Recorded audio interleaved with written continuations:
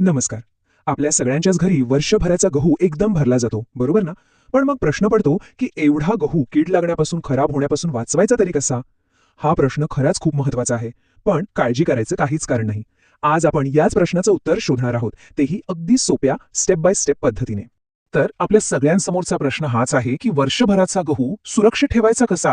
कारण बघा, जर साठवणूक नीट झाली नाही तर गव्हाला कीड लागते किंवा तो खराब होतो, सगळी मेहनत वाया जाते. पण चांगली गोष्ट ही आहे की योग्य माहिती आणि काही सोप्या पद्धती वापरल्या ना तर हे अगदी सहज टाळता येतं. चला तर मग कामाला लागूया. सगळ्यात पहिली आणि खरं तर सगळ्यात महत्त्वाची पायरी आहे साठवणुकीची पूर्वतयारी, म्हणजे गहू भरण्याआधीची तयारी.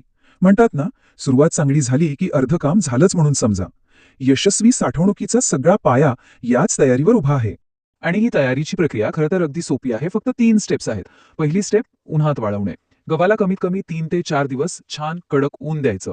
दुसरी, आणि ही खूप महत्त्वाची आहे, त्यातला ओलावा तपासायचा. आणि तिसरी स्टेप म्हणजे साठवण्याच्या आधी गहू पूर्णपणे थंड होऊ द्यायचा. लक्षात ठेवा, गरम गहू जर तसाच भरला तर तो आतल्या आत खराब होऊ शकतो. आता हा आकडा 10%, हा अगदी लक्षातच ठेवा. गव्हामधला जो ओलावा असतो ना, तो 10%पेक्षा कमीच पाहिजे. आता असं का? अहो सोपं आहे. ओलावा म्हणजे किडींसाठी आणि बुरशीसाठी जणू काही पार्टीच असते. त्यांना आपण आमंत्रणच देत असतो. म्हणूनच गहू एकदम कडकडीत वाळवणं इतकं महत्वाचं आहे. बरं, गहू तर छान वाळवून झाला. आता पुढची महत्वाची गोष्ट ती म्हणजे योग्य जागेची निवड.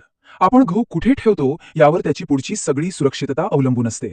चला तर बघूया की ही जागा नक्की कशी असायला पाहिजे. तर जागेबद्दल फक्त 3 गोष्टी लक्षात ठेवायच्यात. पहिली आणि सगळ्यात महत्वाची गोष्ट, जागा पूर्णपणे कोरडी हवी. तिथे ओल, दमटपणा अजिबात नको. दुसरी गोष्ट, ती जागा एकदम स्वच्छ, नीटनेटकी असावी. आणि तिसरी, आणि ही तर खूपच महत्वाची आहे, तिथे उंदरांचा किंवा पक्ष्यांचा त्रास नको. नाहीतर काय, आपली एवढी सगळी मेहनत एका क्षणात वाया जाईल. ठीक आहे, तर जागा ठरली. आता प्रश्न येतो की गहू ठेवायचा कशात? म्हणजे कोणती भांडी वापरायची आणि पद्धत काय असावी? कारण हे सुद्धा तितकंच महत्वाचं आहे.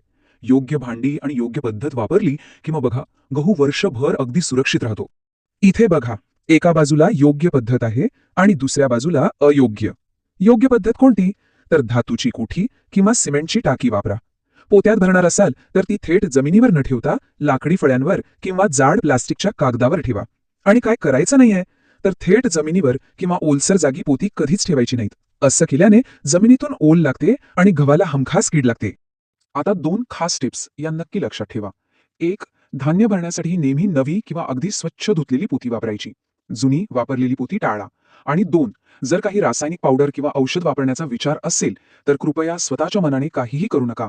आधी एखाद्या तज्ज्ञाचा सल्ला नक्की घ्या. कारण शेवटी आपल्या धान्याइतकीच आपली स्वतःची सुरक्षितताही महत्वाची आहे, नाही का? आता समजा एवढी सगळी काळजी घेऊन सुद्धा गव्हाला थोडी कीड लागलीच, तर काय करायचं?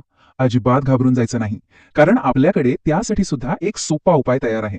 एक सिंपल प्लॅन बी. जर गव्हाला कीड लागलेली दिसली तर फक्त या 3 सोप्या गोष्टी करायच्या. पहिली, तो सगळा गहू परत उन्हात टाका आणि चांगला वाळू द्या. दुसरी, त्याला चाळणीने व्यवस्थित चाळून घ्या, म्हणजे कीड आणि खराब दाणे वेगळे होतील. आणि तिसरी, गहू पूर्ण स्वच्छ झाल्यावर शक्य असेल तर थोडी बोरिक पावडर लावून पुन्हा आपण आधी ठरवलेल्या योग्य पद्धतीने साठवून ठेवा. तर बघितलं, किती सोप्या पद्धतीने आपण वर्षभराच्या धान्याची काळजी घेऊ शकतो. हे सगळं पाहिल्यावर एक गोष्ट नक्की लक्षात येते, आपल्या अन्नाची काळजी घेणं ही फक्त एक सवय नाहीये, तर ती आपल्या कुटुंबाच्या आरोग्यामध्ये आणि भविष्यामध्ये केलेली एक छोटीशी पण खूप महत्वाची गुंतवणूक आहे. खरंय की नाही?